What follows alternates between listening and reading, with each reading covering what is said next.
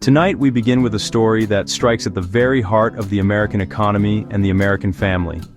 It's a story about jobs, about the cars we drive, and about decisions made far away that are now having a profound impact right here at home. The auto giant Stellantis, a name behind some of the most iconic American brands, has made a stunning announcement. Jeep, Ram, Chrysler. It is halting production at a key United States facility. This isn't just a headline for the business pages. It's a development that sends tremors through communities, threatening the livelihoods of thousands of hardworking Americans who have dedicated their careers to building the vehicles that power our nation. The news landed like a bombshell. In towns built around these sprawling factories, the hum of the assembly line is the town's very heartbeat. Now, an unsettling silence looms. The decision by Stellantis raises urgent questions about the future of manufacturing in the United States. Why would a company with such deep roots in American soil suddenly pump the brakes?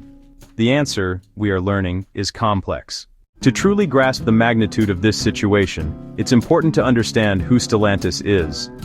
The name might not be as instantly recognizable as Ford or General Motors, but the vehicles it produces are woven into the fabric of American life. Vintage Jeep, classic Dodge Charger, early Chrysler minivan Stellantis is a massive, multinational automotive corporation formed in 2021 from the merger of Fiat Chrysler Automobiles and PSA Group.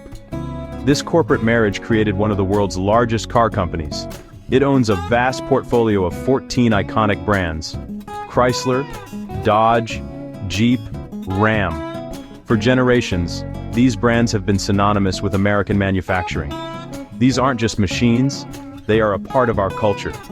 The factories that build them have provided stable, good-paying jobs for generations, allowing families to buy homes, send their kids to college, and achieve a piece of the American dream in communities from Michigan to Ohio and beyond. The company's footprint in the United States is immense. Stellantis operates dozens of plants and research facilities employing tens of thousands, engineers, designers, marketing professionals, administrative staff. The company's success has long been tied to the health of the United States economy, and vice versa. This deep integration is precisely why the decision to halt production is so jarring. But Stellantis is global, navigating a complex web of supply chains. A single Ram truck might contain parts from dozens of countries. Engine block here, transmission there, electronics a continent away. This system maximizes efficiency, yet it's vulnerable to trade disruptions, now starkly exposed by sweeping tariffs. So, what exactly are tariffs? The term is heard often in the news, but its meaning can sometimes be unclear. Put simply, a tariff is a tax imposed by a government on imported goods or services, an entry fee to sell in the United States. If an imported car part costs $100, a 25% tariff adds $25, bringing it to $125. Tariffs aim to make foreign goods more expensive and domestic goods more competitive, protect industries, rebuild manufacturing. However, tariffs are a tool with two very sharp edges. Automakers like Stellantis spent decades sourcing the best parts at the best prices worldwide: specialty steel, aluminum, and thousands of electronic components. Sudden tariffs on vital imports throw a wrench into the entire system. The cost of building a car doesn't just rise a little, it can skyrocket. Materials for a Jeep in Toledo or a Ram in Warren suddenly cost far more than before. The company must choose: absorb costs and lose competitiveness, pass them to customers and risk sales, or cut costs elsewhere.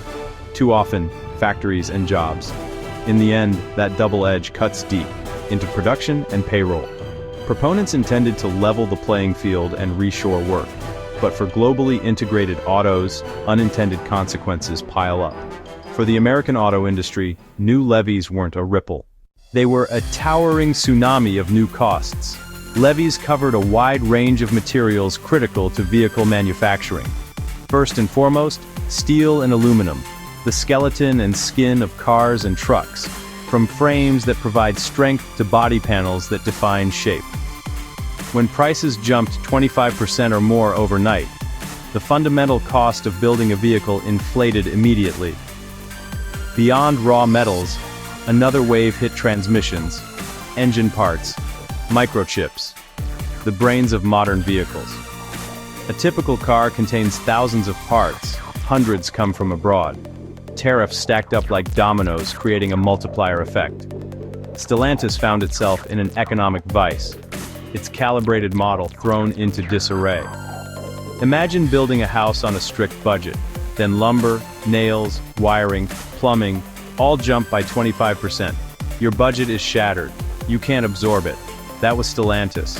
At industrial scale, involving billions, tariffs created an unsustainable burden, making some U.S. builds unprofitable.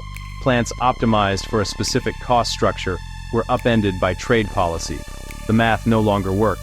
Forced to reevaluate its footprint, the most direct cost cut was reducing factory operations and payroll. Faced with mounting pressure, Stellantis made a decision that sent shockwaves through the industry. The company announced the indefinite idling of its assembly plant in Belvidere, Illinois, home of the Jeep Cherokee and a cornerstone of the local economy.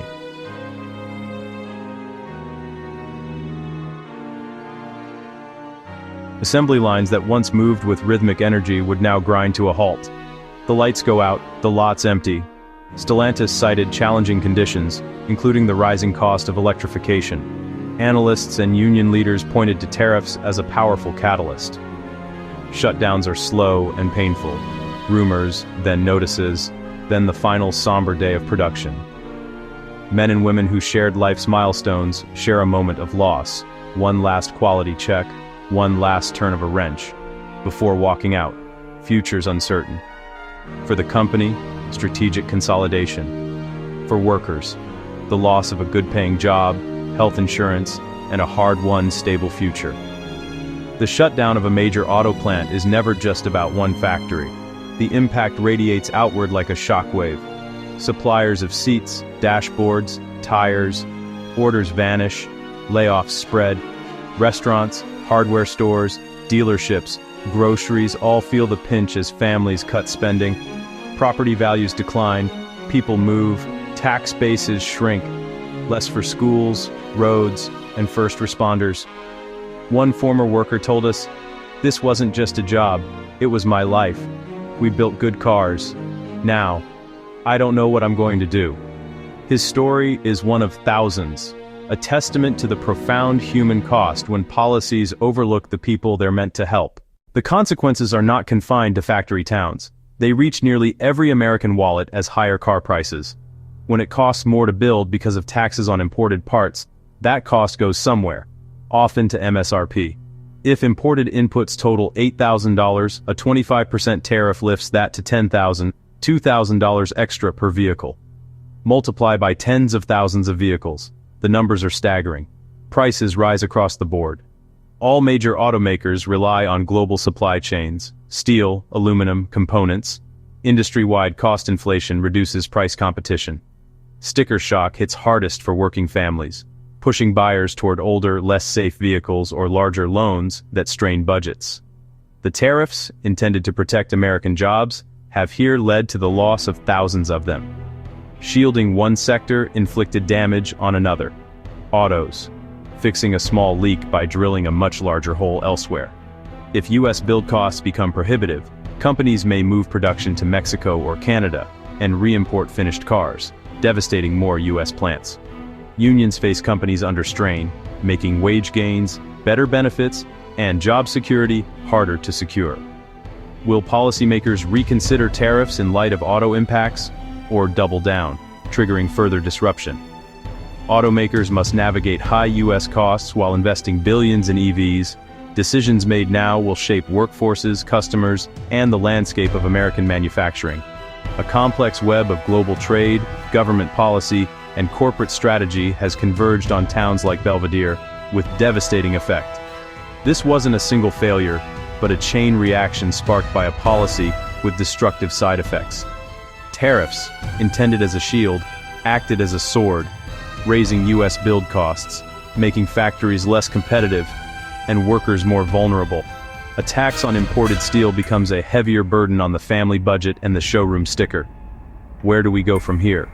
Can we protect sectors without collateral damage? Can we build a strong manufacturing base while acknowledging global supply chains? The stories of families who lost livelihoods demand that we seek solutions that build up our foundations. The fate of the American auto worker and the future of American manufacturing hang in the balance. Choices in Washington and boardrooms will decide if the hum returns or the silence becomes permanent.